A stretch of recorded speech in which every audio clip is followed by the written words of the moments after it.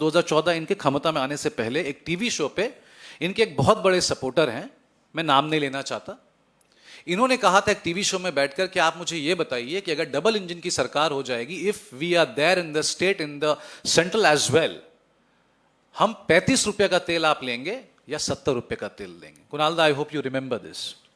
उस वक्त दाम था 69.5 और 72, यही था पेट्रोल डीजल का।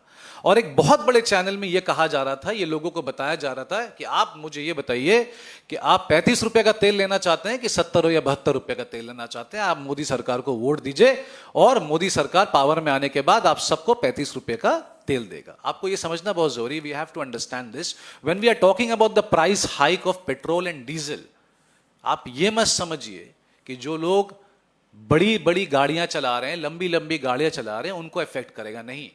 आज ये सबसे बड़ा धोखा जो है, जो ये कहते हैं सबका साथ सबका विकास, ये महिलाओं की बात करते हैं, आज ये सबसे बड़ा धोखा महिलाओं को मिला है कि डोमेस्टिक अटैक हुआ है कि आज रौन्ना घरे किचन में, रसोई में गैस की किल्लत हो चुकी है। There is a scarcity of fuel, gas and everything. आज खाना कैसे बन रहा है, आप एक औरत से जाके, अगर आप एक गांव ग्राम में जाएंगे, उनसे पूछेंगे, तब आपको समझ में आएगा ये डबल इंजन की सरकार आज बंगाल में आने के बाद किस तरीके से धोखा देके गई है।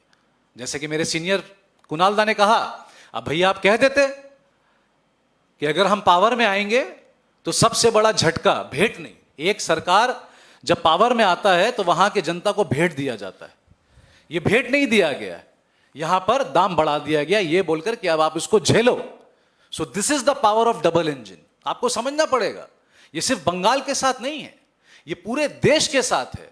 पेट्रोल डीजल का प्राइस बढ़ने का मतलब है आलू, प्याज, दाल, सब्जी, घर के सारे भी जितने भी आइटम्स हैं जो हम खाते हैं, जो यूज करते हैं, उन सबों का दाम बढ़ेगा और आपके और हमारे हाथ में कुछ नहीं आएगा।